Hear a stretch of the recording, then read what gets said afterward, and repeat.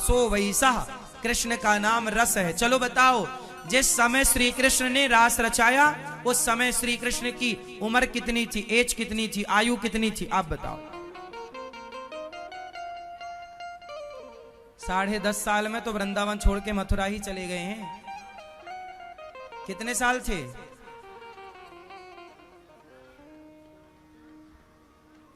7 साल कंप्लीट, 8वीं रनिंग। आप 8 साल कह दें कोई दिक्कत नहीं। श्री कृष्ण उस समय कितने साल के थे? अब देखो, 8 साल का कोई भी लड़का पकड़ लो आप, कोई भी लड़का, भारत का, लंदन का, अमेरिका का, जापान का, साहब सुन रहे हो, 8 साल का कोई भी लड़का पकड़िए, 8 साल के बच्चे के अंदर क्या वासना होती है? आप बताओ। तुम्हारे बच्चे भी तो 8 साल से गुजरे होंगे, तो क्या 8 साल में कोई वासना थी उन बच्चों? आज भी 8 साल के बच्चे बहुत हैं आपके घर परिवार में, तो क्या 8 साल के बच्चों के अंदर कोई वैसे वासना होती है? 8 साल के बच्चे तो ठीक से कपड़ा पहनना नहीं जानते जब तक मां ना पहनाए। क्यों जी? मां ना नहलाए तो अच्छे से नहाना नहीं जानते। क्यों जी? सही है गलत है? 8 साल के बच्चे को तो मां नहलाती है, बोलो हाँ। मां ही उसके सारे कपड़े बदलती है। 8 साल का बच्चा, बोलो हाँ। मतलब 8 साल का बच्चा बहुत बड़ा नहीं होता। तो इस दृष्टि से भी कृष्ण की लीला, उस समय 8 साल के थे, उस 8 साल की उम्र में यदि कृष्ण थे तो भी काम वासना 8 साल के बच्चे को सताती ही नहीं है। तो वो इस हिसाब से भी उस लीला में कोई काम, कैरेक्टर ढीला की कोई लीला थी ही नहीं। अब ये जो बॉलीवुड वालों ने कैरेक्टर ढीला जोड़ा है, ये केवल सनातन संस्कृति को नुकसान पहुंचाने के लिए, भगवान पर प्रश्न चिन्ह लगा दिया मूर्खों ने। हाँ या ना?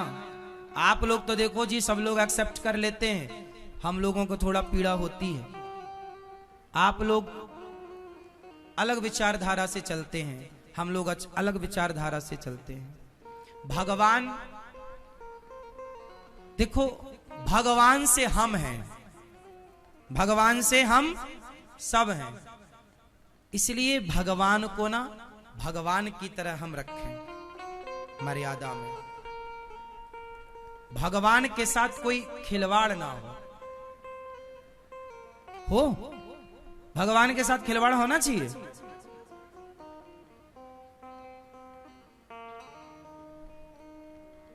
इसलिए आप लोगों को जागरूक होना चाहिए और भगवान से प्यार करो, उनकी लीलाओं को जानो, उनके हर चरित्र को समझो। हम इसलिए आपको सब चीजों का रहस्य समझा रहे हैं, बाकी तो तुम्हें सब पता है, तुम्हें कुछ समझाने की जरूरत नहीं। तो भगवान ने जो लीला की, दिव्य लीला थी। भगवान ने रास रचाया गोपियों के संग, रास रचाने लगे। गोपियों को अभिमान हो गया, हम बहुत सुंदर हैं, और जहां अभिमान आया, गोपियों को छोड़कर भगवान अंतर्धान हो गए, चले गए। सारी गोपियां रोने लगी। भगवान ने गोपियों को क्यों छोड़ दिया? क्योंकि गोपियों को अभिमान आ गया। जहां अभिमान होता है ना मेरी मां, वहां भगवान ठहरते नहीं। जहां अभिमान होता है वहां भगवान, जोर से, क्या नहीं होता? जहां अभिमान होता है वहां भगवान बिल्कुल नहीं ठहरते, चले जाते। इसलिए भक्त को क्या नहीं होना चाहिए? जोर से, अच्छा मैया, आप कितने लोगों का पेट भरती हो रोज? आप भाई, आप कितने लोगों का पेट भरते हैं? 5, 7, 10, 20, हाँ 10। आप कितने लोगों का पेट भरते हैं मैया? 5। ये चश्मे वाले भैया, आप कितने लोगों का पेट भरते हैं? आप कितने लोगों का पेट भरते हैं?